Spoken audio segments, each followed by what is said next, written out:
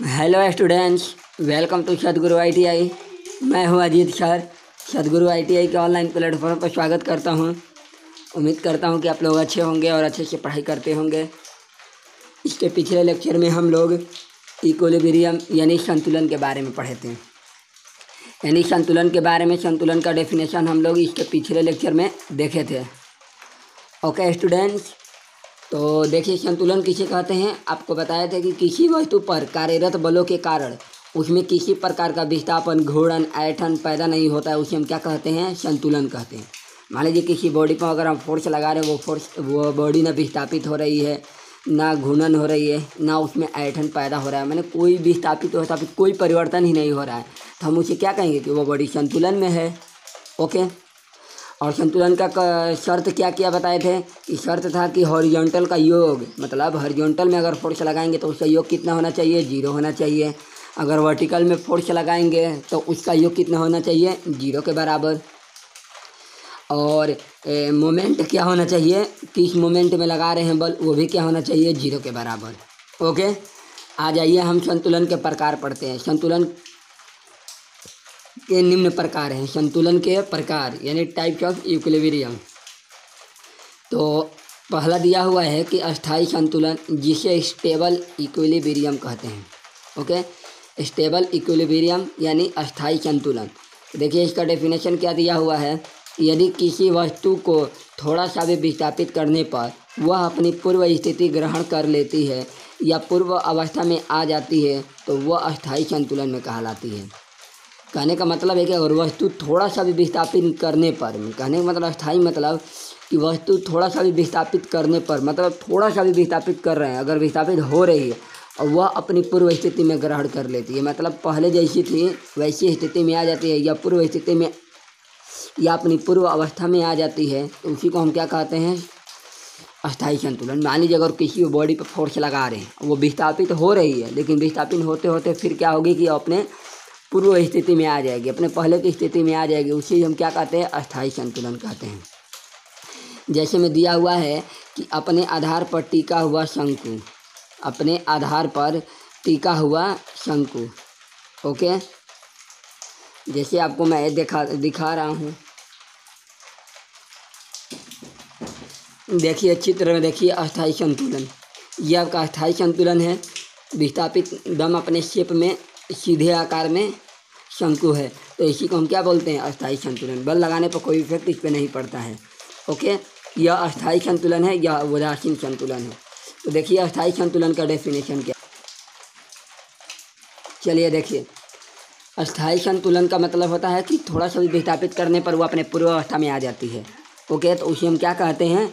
तो अस्थाई संतुलन कहते हैं। ओके, अब देखिए अस्थाई संतुलन। अस्थाई संतुलन मतलब होता है कि यदि वस्तु पर थोड़ा सा विस्थापित करने पर वह पूर्व स्थिति में वापस नहीं लौटती है। ओके, अगर यदि वस्तु थोड़ा सा भी विस्थापित करने पर वह अपनी पूर्व स्थिति में वापस नहीं लौटती है तो वह अस्थाई संतुलन कहलाती है, अस्थाई संतुलन कही जाती है।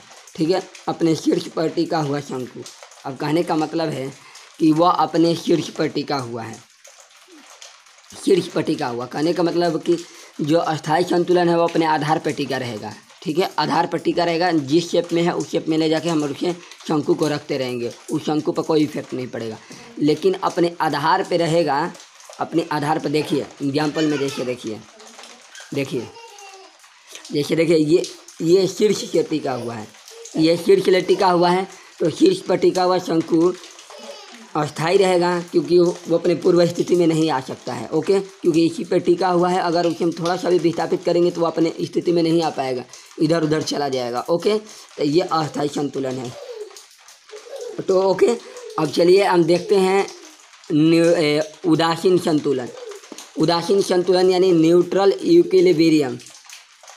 न्यूट्रल इक्विलिब्रियम यानी उदासीन।